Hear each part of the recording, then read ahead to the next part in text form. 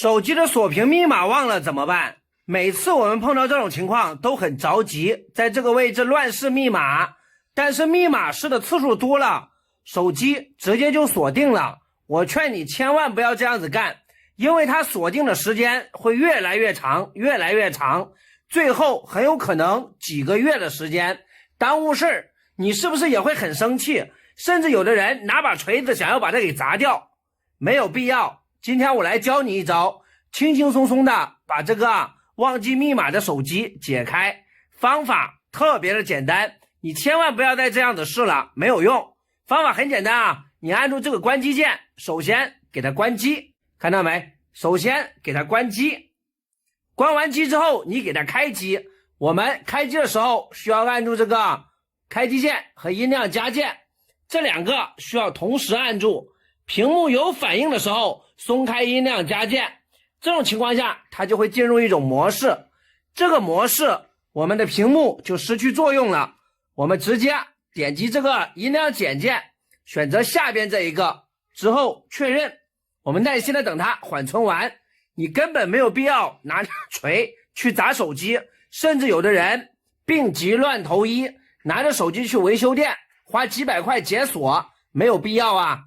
我们进入这个模式之后，你看到没？清除数据，这里有一个缓存，有一个所有数据，直接点击这一个，下面点击确定。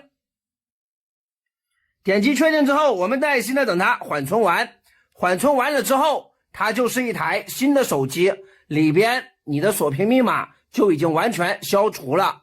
我们直接缓存完了之后，选择重启或者关机就可以了。你看现在就是这种情况啊，已经清除成功了。我们直接点击返回，再次返回，我们一个步骤都没有落下，你再重启就能变成全新的手机了，不用任何锁屏密码，轻松的解决呀。我们耐心的等它变成新的手机，等它缓存完了之后就是这种状态，全新的手机你直接一步一步重新给它设定就可以了。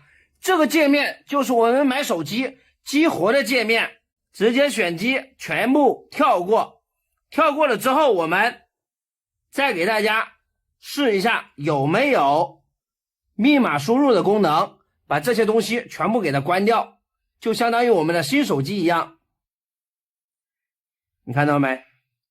直接像这样子它就能进入到这个模式了，它是不用密码的啊，直接打开了就能进入，锁屏之后解锁，对不对？很方便，千万不要砸手机，没有必要。分享给你。